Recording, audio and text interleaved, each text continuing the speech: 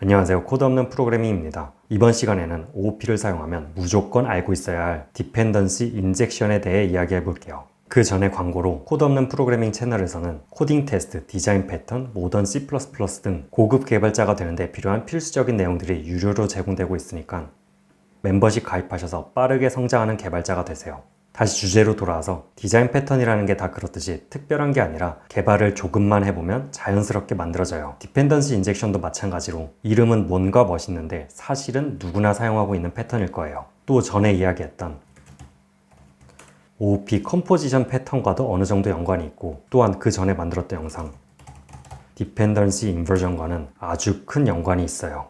디펜던시 인젝션이 무엇인지 알기 전에 디펜던시가 무엇인지부터 알아야겠죠. 여기서 말하는 디펜던시란 클래스 간의 관계를 말해요. 바로 예를 들어 설명해 볼게요. 이번에는 이런 화면에 로그인 서비스를 만들어 볼 거예요. 이를 파이썬 코드로 나타내면 로그인 서비스는 클래스가 되고, 이 클래스가 제공해야 될 함수는 로그인이에요. 로그인을 하기 위한 어텐티케이터에는 이 구글 꽤 유명하니까 이를 나타내는 클래스 구글 어텐티케이터를 정의할게요. 또 코드 없는 프로그래밍이 상속보다는 컴포지션 패턴이 좋다라고 말했기 때문에 구글 어텐티케이터는 멤버 오브젝트로 가지고 있을게요. 그럼 로그인 서비스의 로그인 함수는 구글 어텐티케이터를 가져다가 인증을 해주면 돼요.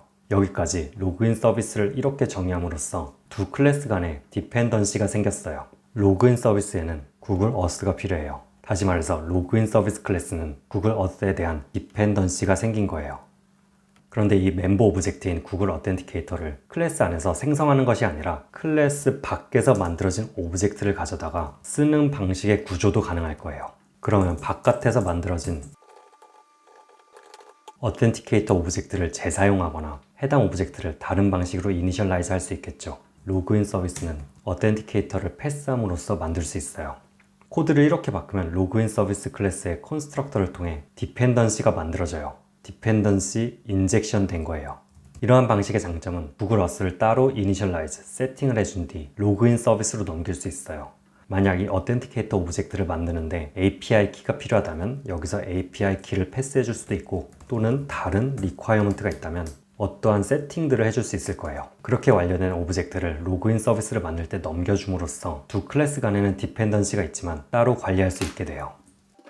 그림으로 나타내면 로그인 서비스에 멤버 오브젝트로 있는 구글 어텐티케이터가 로그인 서비스와는 관련 없이 따로 만들어진 뒤 이렇게 멤버 오브젝트로 들어와요. 더 엄밀히 정확히 말해서는 레퍼런스만 들어와요.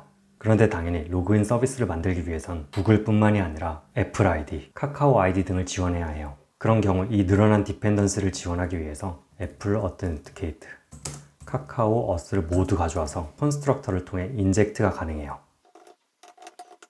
그럼 로그인 인터페이스는 유저에 따라서 구글 버튼을 클릭했으면 애플을 클릭한다면 이런 방식으로 코딩할 거예요. 당연히 좋은 방법은 아니에요. 이를 오른쪽 그림으로 나타내면 디펜던시 구조가 이렇게 되는 거죠. 당연히 말이 안 되는 구조인데 여기에 디펜던시 인버전이라는 개념을 넣어주면 이 구조는 이렇게 바뀔 거예요. 코드 없는 프로그래밍이 상속은 별로 좋지 않다고 했으니까 이 관계는 인터페이스, C++ 같은 경우는 퓨어 버추얼 클래스가 될 거예요. 그럼 왼쪽 코드는 로그인 서비스의 컨스트럭터가 이렇게 바뀔 거고, 멤버 오브젝트도 로그인 서비스도 간단하게 이렇게 바뀔 거예요. 이를 사용하는 코드도 각 유저에 따라서 애플이면 애플, 카카오면 카카오를 사용할 것이고, 인버전된 디펜던시를 로그인 서비스의 컨스트럭터에 인젝트하면 돼요. 클래스 구조를 이런 식으로 만들면 코드가 훨씬 더 간편해지고 클래스들은 각자 자신의 역할만 하면 돼요. 이러한 형태의 디펜던시 인젝션에 가장 큰 장점이 하나 있어요. 바로 테스트예요. 우리는 이 로그인 서비스 클래스를 테스트해야 해요. 그럴 때마다 실제로 있는 어텐티케이터, 애플 어스, 카카오 어스, 구글 어스를 사용하는 것은 불필요한 시간도 많이 소모되고 또 다른 테스트 디펜던시만 늘어나요. 그런데 똑같은 인터페이스를 가진 테스트 어텐티케이터를 넣는다면 해당 어텐티케이터는 테스트 코드대로만 움직일 거고, 우리는 순전히 로그인 서비스의 테스트에만 집중할 수 있어요. 예를 들어 유닛 테스트를 만든다고 하면 이 어텐티케이터가 만들어질 것이고, 이 테스트 클래스는 무조건 로그인이 된다거나 로그인이 안 된다거나 아니면 타임아웃이 걸리는 경우, 여러 경우를 가정해서 만들어 볼 수 있어요. 이렇게 이번 시간에는 디펜던시 인젝션에 대해 알아보았어요. 이름은 뭔가 있어 보이지만 개발을 1년, 2년 정도만 하셨다면 자연스럽게 생각해 볼 수 있는 쉬운 아이디어예요. 그럼 다시 한번 노코프 멤버십을 통해 읽기 쉽고 수정하기 쉽고 이해하기 쉬운 코드 많이 쓰시길 바라면서 이번 영상 여기서 마무리할게요. 감사합니다.